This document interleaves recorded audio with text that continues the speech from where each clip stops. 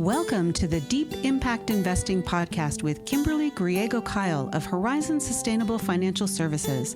In this podcast, we discuss sustainable impact investing, creating portfolios that match your values, and a variety of other topics such as financial education, social justice, and sustainable food systems. Do you want to know if your investments seek the kind of accountability from corporations that you demand? Listen in as we explore the burning question, are you investing like you give a damn? Hello and welcome to Deep Impact Investing with Kimberly Griego-Kiel from Horizon Sustainable Financial Services. Kim, how are you? Well, it's summer and that makes me happy. It is. Right. I'm glad you're happy. Yeah, but we have COVID in the house. It has arrived. So yeah, I am so far okay, but we'll see. Yeah, it's I'm sure there's got to be a song about COVID visiting everybody in all seasons. I'm sure there's a parody of some kind. Somebody has done that. I haven't looked, but if anyway. Not, we need to get Johan on that. Oh, that's Would he write a parody? I don't know if Johan would write a parody. All we can do is ask. It could be interesting. Yeah. All right. Anyway, I have an interesting topic for us today. Okay. I want to discuss what your financial roadmap looks like and what it should possibly look like. Maybe not you personally. I'm not going to make you give me all the details of your financial bank account statements. Right. Those are actually things we look at with clients, but I'd like to take a look at what a financial roadmap should look like for folks. And also included in that is talking about some of the myths around money. So that's what I have on tap today. Well, I think that's important right now, right? Because with inflation, with interest rates rising, with all the facts and or gibberish in the mainstream media, people are concerned and people don't know, where to go in a lot of cases. And obviously we give your contact information out on all these shows, but just being able to listen to a podcast that says, hey, look, let's talk about what's true, what's not true, and what some good, helpful hints and tips are. I think everybody needs that right now. So I'm excited. This is going to be a great show. I think so too. I think you're right. It is perfect time to discuss this. Yeah. I'm going to jump right in and talk about the myth number one here. All right. And there's a lot of myths, but I'm only going to really address 3 because otherwise we'd be here for 24 hours talking about it all. So myth number 1 that I have is, the myth is, if I make more money, I can get rich. Seems logical. Yeah. Right. Is that a myth? Yeah. Well, let's talk about what's wrong with that thinking. Okay. So when you think, I'll just make more money, we don't really talk about beyond income. We need to really look at what we're spending, what our interest rates are on our home loans, our car loans. Do we have high credit card debt? Those types of things. So sometimes you cannot out-earn the cost of money. Does that make sense? Yeah. And I think that, so the statement could be true, right? If I make more money, or if we make more money, we can get rich. Maybe the thing that would help that become more accurate would be at the end of it saying, if I change my behaviors. Exactly. Yeah. Behavior and money go hand in hand, right? Because we tend to behave differently with money than we might with other things in our life.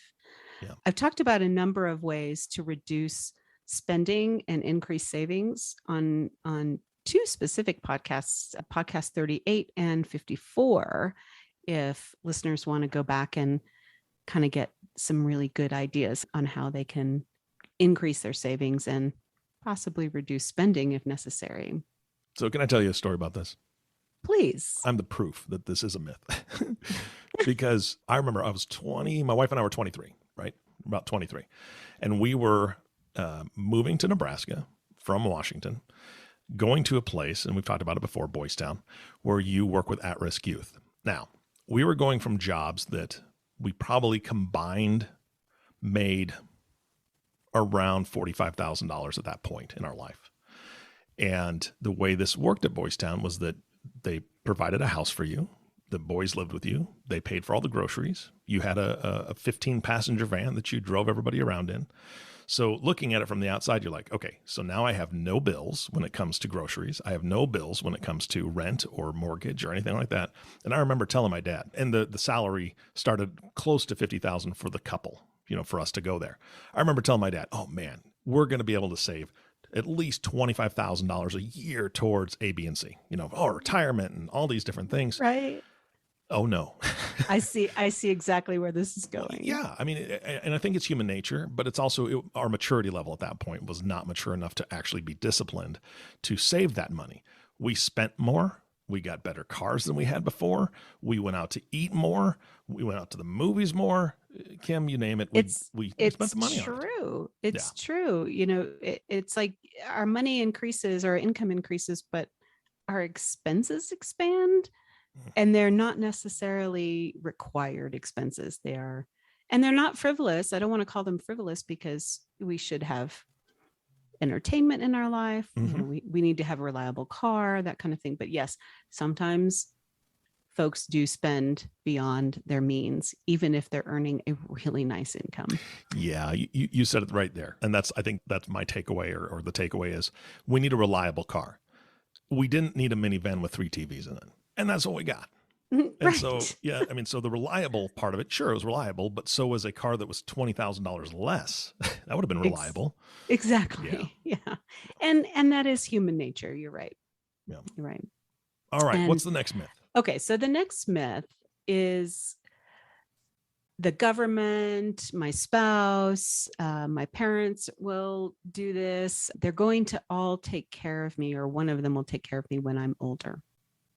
When I'm old, when I retire. So I don't have to save, right? I hear that from folks who are not necessarily clients, but we think about that. Like, well, I've got Social Security and that should be okay. It'll be sufficient. Or my parents are going to leave me money, so I don't need to save right now. Well, what about if your parents get ill and have to spend the assets that they've saved that you think you're going to inherit? Mm-hmm. We should never, ever count on someone else or something else to take care of us financially when we get older. I have some really interesting data around retirement income and risk around not having enough. There's a research study published by the Boston College Center for Retirement Research. Didn't know there was such a thing. I've never heard of it. Right. Well, thank you for doing it. Boston College Center. Right. They published this index. Again, I haven't heard of this. It's a National Retirement Risk Index. Because everyone is at risk in some way, and what this is doing, what this index does is it measures the share of American households that are at risk of being unable to maintain their pre-retirement standard of living. And that's something that we do talk about with clients a lot. We, when we're doing financial projections, we want to know what your income is now. Do you want to live on the same amount of income, or do you feel like you can live on less? Do those projections based on some data and some hard facts, which is extremely important because a lot of times people think, oh, I'll spend less in retirement. And that's not always true. Mm-hmm. Mm-hmm. We want to travel more. We might have more medical expenses. There's a lot of details that go into that. But this data that we find shows that 50% of retirees from 2021 are at risk. 50% of all of us. Wow. So on one hand, I thought it was going to be a bigger number, but at the same time, 50% is still terrible. Well, it is terrible, yes. And in terms of being a bigger number, it gets worse the older your household gets. And we're going to talk about some of those numbers. But before I get to that, I want to look at this analysis from the Boston College Center for Retirement Research. They have done this every year for about 7 decades now in terms of looking up this data and providing it to us. So actually, the information that we're looking at for 2021, which is that 50% of retirees are at risk for not having enough income in retirement, comes from data from 2019. So what's the problem with that? Oh, Lord. So you're saying, okay, so their analysis from 2019 is pointing to those that are retiring in 2021. Am I understanding that correctly? No, not quite. This data was created based on, well, not this data. The projections were created on data from 2019. Correct. Right. So what that means is incomes were high, people were employed, we were saving reasonably okay. Mm-hmm. And then what's happening now? More people since COVID have been underemployed, unemployed. They didn't work. They weren't saving. They may have been increasing their debt. And then here we are in 2022 with inflation really shooting up to the stars practically. Yeah. Although actually it's not as bad as it's been in previous times. So the conclusion that this retirement organization or the Boston College came up with is that while half of today's households won't have enough income for retirement, in order to maintain their pre-retirement standard of living, nobody wants to live, worse than they did at the height of their income. That even if these people, all these retirees, think about doing annuitization of their assets, which means they would have a guaranteed income for life for a period of time, they still will not have enough assets for retirement. And that is scary. It was interesting to me when I was looking at some of this data, and, they show both median income averages and mean income averages. Now, I don't know about you, but sometimes I get this median flipped around in my brain. And I think a lot of people do. So let's just do a quick definition, please, yeah, of what the two of them are so that we can look at some of this data. When we talk about mean retirement income, it's literally the average income that's calculated on each household and dividing that number by the number of households. So we're talking about the poorest households and the very, very wealthiest households. And it's just that middle number, average divided by households. So this number is a little deceiving. Yeah. Because those households that are earning the highest wages highly overcompensate those households that are earning the lowest income. We've heard statistics before that like the top 5% of households earn like 95% of the income. So that's really going to skew data when you're using a mean retirement income number. Yeah, I was going to say, you've got to throw out the Bezos household, the Buffett household. You've got to throw out a few of those because they're just ridiculously way too high, right? That's just, wow. Elon Musk, we got to throw out his. Yeah, absolutely. We have to throw out those incomes, but then also, do we throw out the bottom numbers too? And where is that line? So, well, the line's a lot closer from the bottom to the middle than it is the middle to the top. That's what I'm thinking. Absolutely. It is. Yeah. And so when we look at this data, I think it's more interesting and helpful to look at the median retirement income. So let's define median. All right. So median income is determined by organizing all of the income from low to high, and then we find the exact middle of incomes. So we're not dividing by households. We're just saying this is a low income and this is the highest income. And then we find the number in the middle. Got it. Okay. Well, that seems a bit more accurate because that's definitely going to be, there's only a handful of people, making $1 billion a year or whatever. Right. Right. Yeah. Okay. That makes more sense. Yeah. So this number is a little more represented, in my opinion, with these big divergence in income levels that we've seen over the last few decades. Those, billionaires, and then those folks who have to rely on housing assistance and food stamps or, food assistance, those types of things. It's a big difference. So if we look at median, I think it gives us a better data point to look at. So when we look at this recent data, let me take a step back. So we want to look at retirement income. What does retirement income really look like? Okay. And there is data on the 2022 average household retirement income. So here's where we really see the difference. If we look at mean income, which was that first definition we talked about where it seems a little skewed, the mean income is around $71,500. But that's down from 2019, not surprisingly, right? Yeah. The median income is $46,400. Okay. So $46,000. So the real number that we want to look at here is that most retirees, the average line of retirees' income is around $46,000 a year. And scary enough, 2019 numbers was $56,000 median income. That's a $10,000 drop. Yeah. Almost 20%. Drop. Yeah. And so that's what our retirees are living on. The average retiree in this country.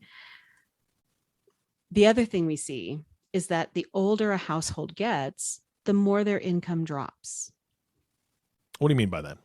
Well, they're going, as you get older, you're going to have spent maybe the savings you had. Got it. Okay. You're going to start using up your retirement. And so your income is going to go down as you get older if you don't have sufficient savings. And that is where we see a bigger problem. What are we going to do when we run out of other sources of income? Yeah. No. At that age, I don't know if your kidney is even viable to be sold. Not a good idea. And not suggesting that by any means, but no. Yeah, we got trouble at that point. Yeah. Oh my gosh. That was funny, but not funny, right? Sorry. No, it's okay. There's a reason why we want to look at these numbers. And again, it goes back to, we have to take care of ourselves. We can't expect someone else to take care of us, whether it's a spouse who had a higher earning wage over time. We all know that divorce happens. So we don't want to count on that. We also can't expect to have large sums of money dropping in our lap, unless you're playing the lottery quite regularly. We'll see. Probably not a good retirement plan. No, I don't recommend that as a retirement plan. So most people, their income falls dramatically as they get older, as I mentioned. And I do have some numbers because I know how you love numbers. So if we look at the average retirement age of 65, the median income, and we're just going to stick with median income, is around $58,000. And that's between 65 and 70. For households that are aged 70 to 74, that number drops to $50,000 annually. And for households that are 75 and older, we're looking at about $37,000 in income. Now, I don't know about you, but in Santa Fe, you can't live on that. No, you cannot live on that. And most of California, Denver area, I just thinking of all these places where the cost of living has gotten to be so high. This data information came from actually the Census Bureau's survey in terms of income. Also, we talk about this all the time. Those folks who are, women and minorities, the Black and Indigenous and people of color, tend to earn substantially less. And so their retirement is also probably going to be much lower than these numbers that I've just talked about. So it's a big concern. Yeah. And this is going to roll into myth number 3. Well, inflation won't be that bad. And this is a very common thing that we have heard over and over again in the last 10, 15 years. Inflation has been extremely low. So when inflation is really low, we think, oh, well, my money, if you're thinking about it economically, my money's going to go farther. Inflation's going to stay low. I don't have to worry so much about saving quite enough. But let's look at some facts here. In the 1970s, in that decade, inflation averaged over that 10-year period 7.25%. Ouch. Right? And in the 80s, it averaged 5.8%. Slight improvement. A slight improvement, right? In the 80s, but wow, was it painful to buy a house in the 80s? Oh, yeah. Interest rates were very high. In the 2009 or the 2000 to 2009 decade, inflation rates averaged about 2.5%, which is great. Yeah, that's good. When we do financial planning, we always assume a long-term average inflation rate of about 3%. And between those very high numbers and the last decade, which was inflation of about 1.75%, we're still averaging 3%. So even if we've had a really great decade where inflation was low, very low, it's not going to stay that way. 3% is pretty significant when you're looking at income. Yeah. So when you have technically the number is 3.1, but we'll just use 3. So when you have an inflation rate of 3%, that means your cost of living doubles every 20 years. If you retire at 65 and you need $70,000 worth of income to live on, at age 85, that means you need $140,000 of income. And I just mentioned previously, a minute or two ago, that our income reduces as we get older. So we need more, but we have less to live off of. So it sounds like a pretty big problem. It is a big I'm no problem. mathematician, Kim, but I'm telling you right now, those numbers don't work out very well. They're not really quite adding up, right? And I think what the importance of looking at these numbers is the earlier we start planning, more than likely the better off we'll be. Of course, there's no guarantees in life, right? Mm-hmm. In terms of our income, where we're going to go, how much we can save, whether we have unexpected expenses like illnesses, taking care of children, those types of things. But my point here is planning for the future. I feel like a broken record sometimes, but planning can make all the difference. If you're having a big wedding for 250 people, you're not going to just tell people to show up and not have looked at all the details beforehand. You're going to plan. When you're having children, you also want to plan. You have 9 months to plan and get prepared. But often people do not plan for retirement. And sometimes they do plan, but not well enough. So that's what we really need to focus on here is planning, especially when we're in this very big rocky market. That we're in a bear market currently. We had a decade of mostly bull market run, 10 years. It was great. It was a great ride, let me tell you, but the ride's got to end at some point, right? So here we are in a bear market, which means the S&P is down 20% or more. And that can be painful. I want to remind folks that when the market's down, it's on sale. So let's buy when the market's on sale, not when it's high. Yeah. It's a great time to buy, but this is when people get scared, which is also why it's so important to have a plan. When you have a plan and you're thinking, okay, my plan is to invest in my retirement account at $500 or $1,000 or whatever type of plan you have available to you each month, you don't want to stop now. When the market's down. And that is our instinct to do that. So that's an important thing to do. Yeah. But I think all these, again, going back to the plan, right? all of these different pieces work together. You would hope that somebody who is retiring, the hope is that they would no longer have a mortgage, right? That their home is paid off. So maybe that's a bill that they can take off their table. That's the hope. Right. Not always the case, but the hope. You hope that they have something, some sort of retirement investment that will grow with inflation. So it kind of goes along those lines. You had mentioned, annuities as a possibility to help people out. Again, I think anybody who understands planning whatsoever, I mean, just the very top level planning, understands that there have to be multiple pieces involved to be able to accomplish the goals that you want to accomplish. Exactly. There are many pieces of this pie that we are literally putting back together in this process. I want to mention too, I'm not a fan of annuities, and I'll tell you why. With most annuities, once you have annuitized them, you cannot make changes.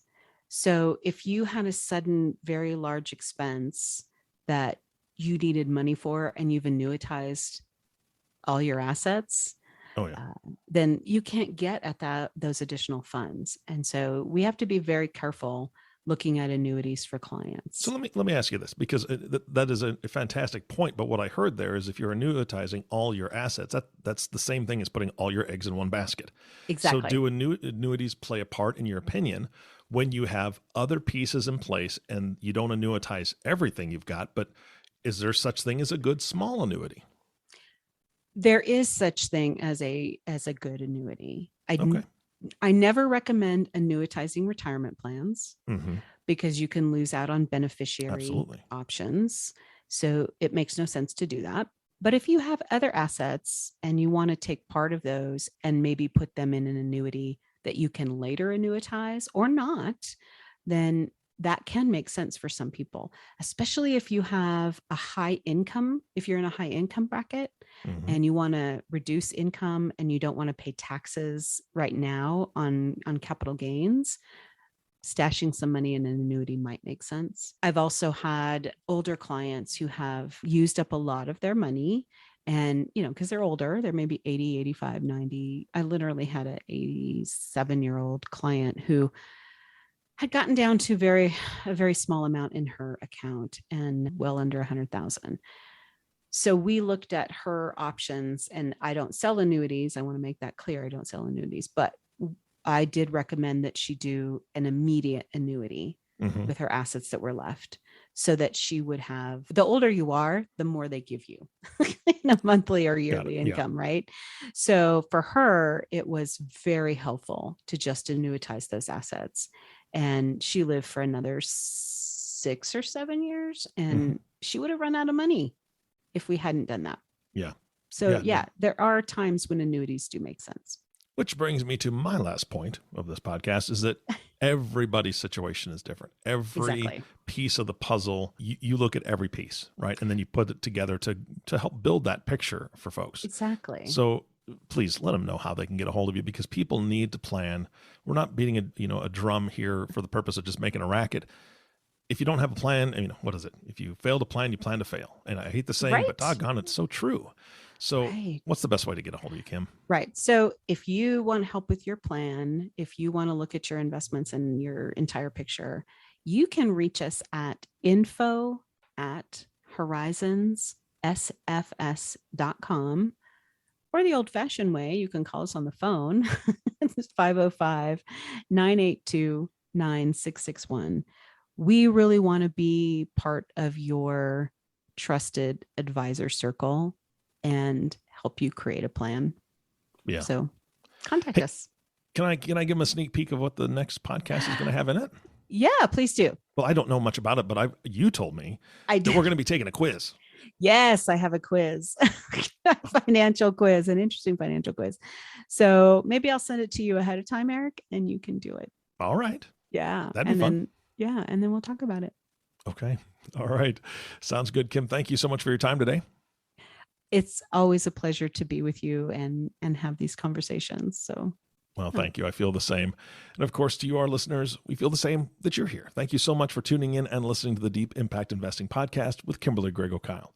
If you have not subscribed to the podcast yet, please click the subscribe now button below. This way, when Kim comes out with a new podcast, it'll show up directly on your listening device. And we humbly ask that you share this podcast, rate it, and leave a review, as this actually helps others find the show.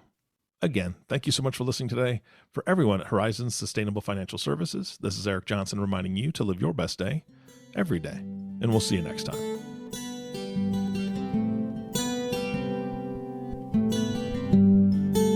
Thank you for listening to Deep Impact Investing, the sustainable, responsible impact investing podcast that shows you how to invest like you give a damn. If you have questions about this podcast or topics you'd like to hear addressed on an upcoming podcast, email us at kim@horizonssfs.com. Join the conversation on Twitter at HorizonsSUSTFIN, or give us a call at 505-982-9661. Don't forget to click the subscribe button to be notified when new episodes become available. The companies we may speak about during our podcast are not recommendations for investment. Only you and your financial advisor can determine what the right investments are for you. Horizon Sustainable Financial Services, Inc. and its financial professionals do not render tax or legal advice.